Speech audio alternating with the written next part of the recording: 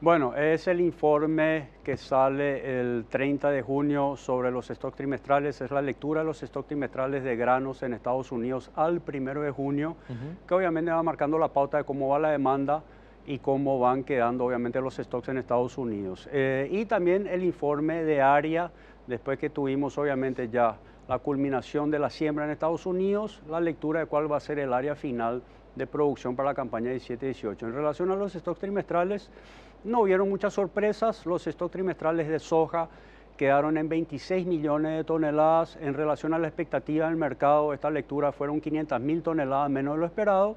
Fue un factor de soporte, fue un número alcista, digamos, para el mercado. En el caso del maíz, los stocks quedaron en 132 millones de toneladas. Fue algo por debajo de lo esperado en relación a los stocks de maíz. Se esperan 2,5 millones de toneladas más de stocks, lo que demuestra obviamente muy buena demanda para el maíz. Y en el caso del trigo, los stocks quedaron en casi 33 millones de toneladas, mostrando un incremento de 250.000 toneladas en relación a la expectativa del mercado. En lo que se refiere al área, no hubieron muchas variaciones, pero sí hubo una sorpresa muy importante en el mercado. ¿Por qué? Porque como veníamos hablando anteriormente en relación a lo que fue el cierre de la ventana ideal de siembra en Estados Unidos para el maíz, donde solamente se había llevado el 96-97% del área proyectada, se esperaba obviamente que hubiera una sustitución de área mucho más importante de maíz por soja, y eso obviamente aumentaría mucho el área de soja y disminuiría el área de maíz en Estados Unidos. Sin embargo, el informe de hoy no mostró eso.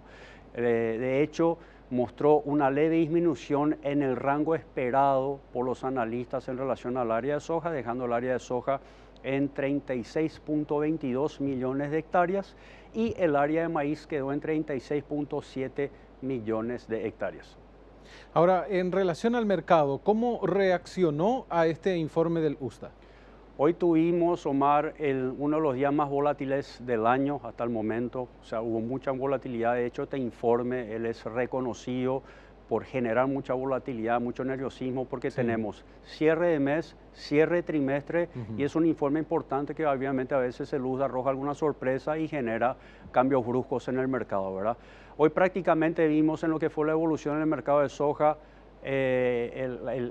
digamos, lo que subió el mercado durante todo el mes se vio registrado en la sesión de hoy. Tuvimos una suba de 30 centavos por bushel en la soja en Chicago, una suba muy importante. Esto representa prácticamente 3% de suba. Vimos también un número muy importante en el caso del maíz. El maíz se movió alrededor de 4 dólares por tonelada hoy, pero lo importante de saber es que realmente el efecto del informe no reflejó esos números. O sea, los números de USDA no fueron la razón principal por tener semejante volatilidad en el mercado. O sea, Ujú. ¿qué se está viendo hoy? Relacionado a todo eso otra vez, tuvimos un clima bastante, digamos, normal en Estados Unidos para lo que fue el mes de junio en promedio. Sin embargo, las condiciones de los cultivos de soja y maíz en Estados Unidos y ahora también el trigo, que luego hablaremos de eso, Sí. no están bien. En el caso de la soja y el maíz están más o menos 6% peor que el mismo periodo del año pasado, y eso obviamente con el tiempo, si el clima no colabora, eso mostrará en el futuro obviamente alguna merma en la productividad en el futuro. Ahora, ¿por qué sí hubo una reacción importante en los precios internacionales del trigo? El trigo fue de hecho la estrella del mes y está siendo la estrella día a día en el complejo granos en la Bolsa de Chicago. Resulta, Omar, que el problema hoy está siendo, así como veníamos arrastrando un stock muy importante de la campaña 16-18, 16-17, perdón, ¿qué pasó ahora? Estamos teniendo, obviamente, Estados Unidos está en pleno desarrollo de la cultura del trigo de primavera, el spring wheat en Estados Unidos, que corresponde aproximadamente el 20% de la producción nacional de trigo americano. Ujú. Cabe destacar que la producción hoy proyectada de trigo en Estados Unidos, de todas las variedades, Estados Unidos produce prácticamente 4 variedades. Tiene el trigo durum, luego tiene los trigos de invierno, el trigo blando, el trigo duro y el trigo de primavera. El trigo de Ujú. primavera es el 20%, que corresponde a alrededor de 10 millones de toneladas de producción en Estados Unidos de sus casi 50 millones de toneladas proyectadas. ¿Dónde se produce? Se produce en las planicies del norte principalmente, del territorio norteamericano. Y esa región está pasando por una severa sequía ahora. O sea, no está lloviendo, las temperaturas están muy elevadas y obviamente los analistas ya están proyectando mermas muy importantes. Y obviamente, siendo un cultivo norteamericano, refleja mucho ese deterioro en la bolsa de Chicago. Ahora, decías recién, último día hábil del mes, también se cierra el trimestre. ¿Podés comentarnos brevemente el tema de las variaciones durante junio? Sí, cómo no. De hecho, vamos a empezar por el trigo, ya que estamos hablando del trigo. El trigo tuvo una variación semanal, solo esta semana subió $18 por tonelada, lo que sería alrededor del 11%. Y durante el mes de junio estamos alcanzando casi el 20%, creo que cerramos alrededor del 19% arriba en lo que son las cotizaciones de trigo. La soja tuvo una variación mensual de 3%, como les comenté recién, prácticamente esa variación de 3% se vio hoy, ¿verdad? O sea, tuvimos, digamos, los primeros 29 días del mes muy tranquilos y realmente la volatilidad explotó hoy, tuvimos un incremento de $10 por tonelada en lo que sería el mes. En el caso del maíz, el maíz tuvimos prácticamente un cierre inalterado, si no me equivoco terminamos alrededor de $1 arriba o algo así en relación al cierre de mayo.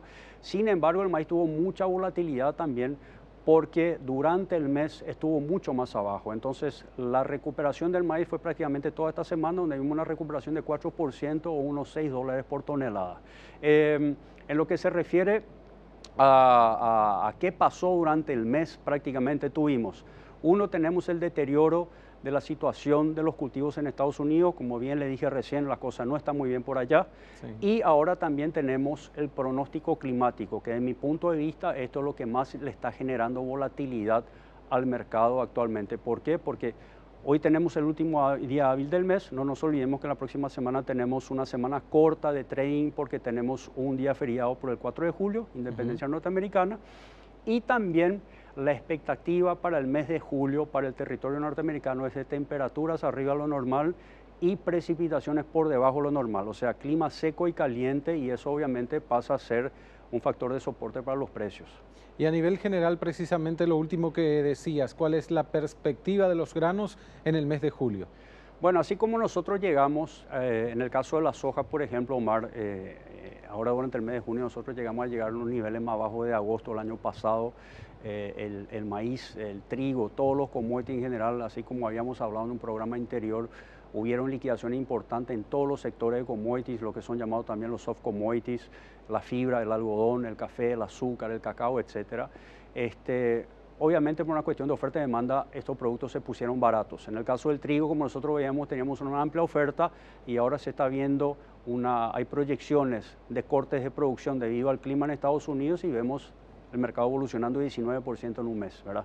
Entonces, de tener commodities baratas, pasamos a tener otra vez activos de inversión interesantes. Cabe destacar también que vemos, por ejemplo, el petróleo llegó a perder 10% durante el mes de junio, cerró el mes con 5% de baja, recuperó, solo esta semana se recuperó como $4 el barril.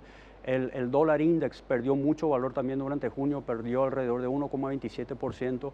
Eso también le da soporte a los commodities. Entonces, todos esos factores hicieron con que los commodities se pongan baratos y los fondos de inversión que, como bien lo hablamos anteriormente, estaban vendidos en commodities, obviamente empezaron a recomprar sus posiciones. Es importante destacar que, por ejemplo, hasta el 20 de junio los fondos habían incrementado sus posiciones vendidas en unos 32.000 contratos de soja, llegando a unos 110.000 contratos vendidos, tenían unos 106.000 contratos vendidos de maíz.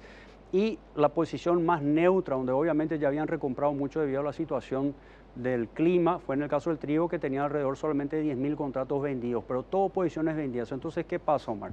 Nosotros vemos que cuando hay un cambio en el escenario climático de oferta y demanda, como nosotros vimos ahora en el trigo, los fondos recompran su posición y ahí está el efecto que nosotros tuvimos en el trigo. Entonces, ahora que hay un pronóstico de clima seco y caliente en Estados Unidos para el mes de julio, obviamente los fondos tienen tendencia a recomprar sus posiciones y yo creo que el mercado, si estos pronósticos obviamente se concretan, vamos a ver más evolución durante julio.